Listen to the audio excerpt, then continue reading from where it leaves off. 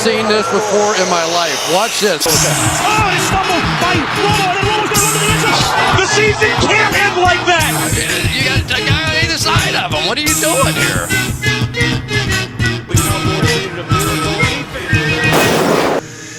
Then you want to kill yourself. As I struggle to avoid death by heat stroke in the unforgiving Midwestern summer, I can't help but yearn for a fonder time, a time where people were paid more money than I'll ever see to play professional football in a foot of snow. That time was December 10th, 2017, a day where the 3-9 Indianapolis Colts would travel to Western New York to take on the 6-6 Buffalo Bills on the CBS early window. The teams are expected to play 60 minutes of football in this, which if you're having trouble visualizing now, you won't for too long. The Colts and Bills have both suffered injuries at the QB position, with Andrew Luck missing this entire season due to surgery, and Bills QB Tyrod Taylor suffering his obligatory yearly injury weeks beforehand, meaning this legendary game is quarterbacked by Jacoby Brissett and Nathan Peterman. Peterman is less than a month removed from his disastrous 5-interception debut against the Chargers, while Jacoby Brissett has accomplished this season about what you would expect of a player of his stature to accomplish, which is to say next to nothing. Surrounding cast include Frank Gore and T.Y. Hilton on the Colts offense, as well as Barkevious Mingo and Pat McAfee show star Darius Butler on the defense. As for the Bills, they have guys like LaShawn McCoy and Kelvin Benjamin to assist Peterman.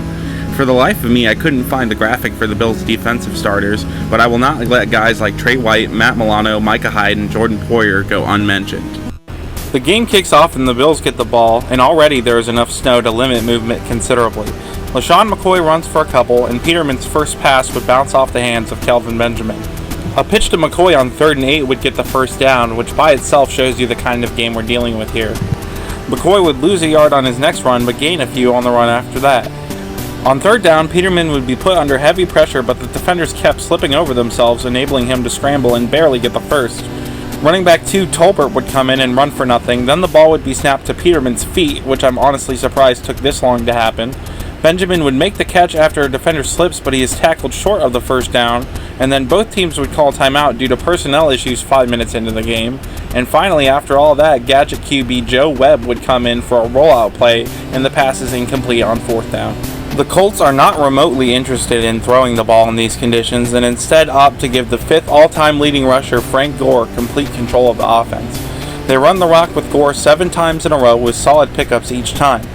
After Gore converts a 4th and 4 all by himself, RB2 Marlon Mack gets a touch and makes the most of it for a 20-yard gain, but after he slips and falls, they go back to Gore 2 more times, and once he is stuffed on 3rd and 7, they send out kicker Adam Vinatieri, who, if you don't know, has made some kicks in the snow before, namely the tuck rule game, but this field goal attempt is missed pretty far to the right, and it's hard to blame him, really. Not to be outdone, LaShawn McCoy unleashes a few consecutive runs of his own, picking up a first down by himself as the first quarter ends. He would stall out sooner than Gore did, though, and as Tolbert comes in and gets tackled short of the sticks on 3rd down, Sean McDermott has no choice but to send out the punt team. They manage to get the punt off, and it even goes more than 40 yards. Impressive stuff. The Colts would not yet deviate from their game plan, but it would not yield them anything this time, as they would go 3 and out. They would also punt without disaster, although the kick itself wasn't as good. McCoy would bounce a run outside for a few and then gain another chunk of yardage from the middle. Tolbert would take 2 more carries for comparatively little, and Peterman would throw a pass to Benjamin's knees. They go for it from no man's land, but an out route to Benjamin is well covered, and it's Colts ball. Gore would get another first down with his legs, and after a 17th consecutive run call, we would see something very brave. The Colts' first passing attempt of the day, a screen to Marlon Mack that gets 13 yards. Then both running backs would take turns getting stuffed at the line before a 3rd and 10 outside run sees Mack slip trying to cut back inside. This punt from the 32-yard line was actually the punt of the day, one that lands at the 3-yard line and just dies in the snow. Peterman would sneak it to get some room away from the end zone, then McCoy would run for nothing, and on 3rd down a pass under pressure is too high, and somehow the punt actually makes it to the 40. Brissett somehow turns this pocket into a grounding penalty, then 2 more Gore runs set up a punt that crucially just barely rolls into the end zone for a touchback.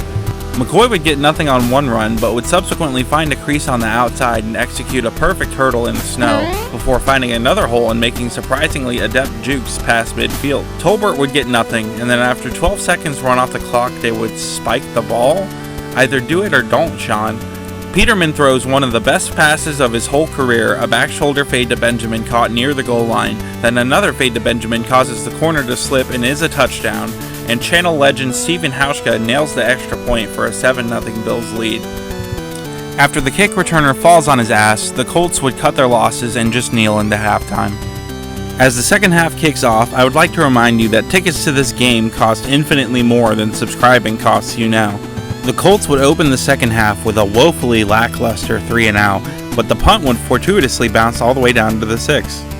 McCoy gets very little off of 2 runs, but a tight end screen picks up a first down. Another run goes nowhere before the tight end is inexplicably wide open and gets 9 yards, but another run for nothing would lead to a punt for 50 yards. A screen to the tight end picks up a few before he steps out of bounds. Don't ask me how they can tell. Then Gore runs for a first. Another tight end screen is sniffed out immediately. Then Gore runs for a few more, and Brissett can't find an open receiver on third down and scrambles out of bounds, leading to another punt. McCoy runs for a few, then Peterman slips after play action, and in his panicked state he would dive headfirst into an oncoming tackler, concussing himself out of the game. It is now up to Joe Webb, a guy who primarily plays special teams, to quarterback this Bills unit to victory. He hands it off to McCoy, who gets a couple, and then they punt. Brissett airs one out, but it has no chance. Then Mack runs for nothing, and Brissett is tackled as he throws, and it's incomplete on third down. Tolbert runs for nothing, then he breaks off a huge run and trucks a dude underneath the tundra, but Markevius Mingo catches up and punches it out for a fumble at midfield, and it's Indianapolis ball.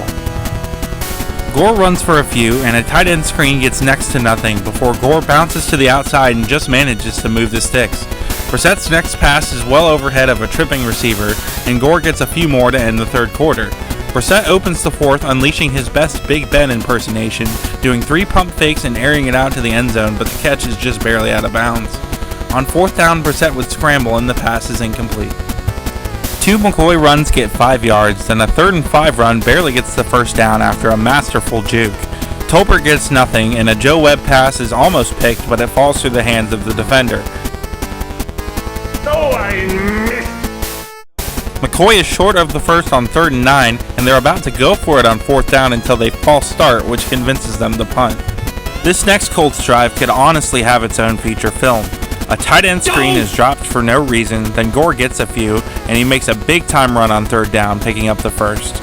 Another screen gets nothing, then Mack runs for a little, and T.Y. Hilton gets his first catch of the day to move the sticks on 3rd down.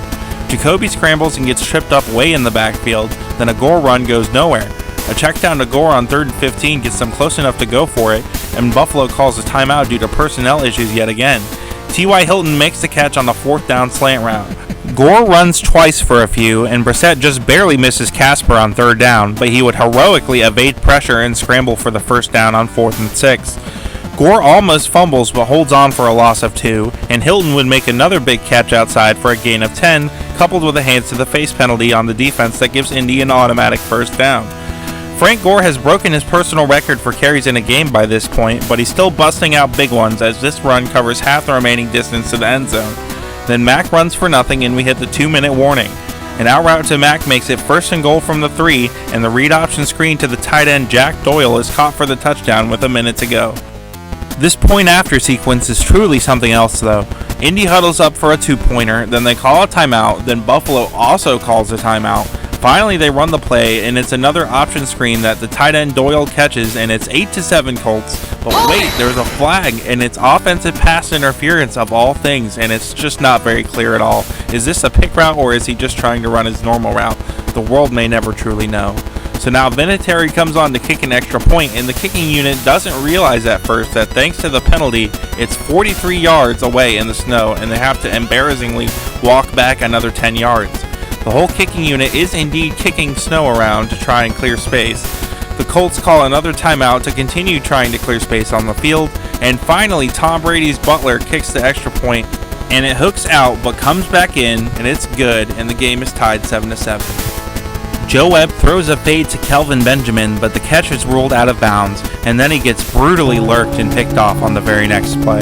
And here we see the kind of coaching decision I really hate. They have the opportunity to gain several yards to set up an easier kick for Vinatieri, or even throw something up for T.Y. Hilton to try and score, but but they only run it one time with Gore for a minimal gain, and then they spike it with 6 seconds left. Despite this, Vinatieri is only tasked with making about the exact same kick he just did. Even the part of the field is still mostly cleared off for him, but he kicks it wide left, and I think Adam Archuleta on the broadcast says it best here. There is nobody who wants to continue playing this game. Bills win the coin toss in overtime and get ball first. McCoy gets stuffed twice, then Webb gets the first down on a QB draw. McCoy gets nothing again, and then Webb executes another QB draw to less success. On third down, Webb slips while dropping back, decides to scramble, and gets the first down. McCoy loses yardage, but then he makes the entire defense slip on a nasty cutback that gets close to the marker. Another run is barely short of the sticks on third down, and then McDermott sends out the punter past the 50 on 4th and 1 in overtime. It just boggles my mind. I don't care if there's 1 foot of snow or 6, you have to line up and sneak it or something. The fans successfully boo him into calling a timeout to think about it, but he still punts! What? I don't know who's more pissed off, the crowd or me. Frank Gore has really given it his all this game, but Chuck Pagano takes it out of his hands at the worst possible time, calling 3 straight pass plays after refusing to pass at all in the first half, mind you. And on third down, the throw is several yards short of the sticks, and they punt it back. Just an unbelievable who wants it less sort of coaching on display today. After a screen and a short Webb run, we hit the 2-minute warning of overtime. On third down, a Webb deep ball is miraculously caught despite the receiver being tripped. McCoy carries the momentum on a big 9-yard run, but he slips on second down.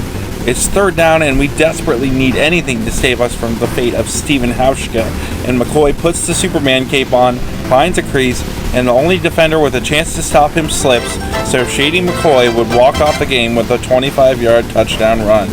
This game was just run-of-the-mill shit in the first half, but the amount of coaching chicanery towards the end, as well as Joe Webb of all people getting the W, propelled this into a true atrocity status game.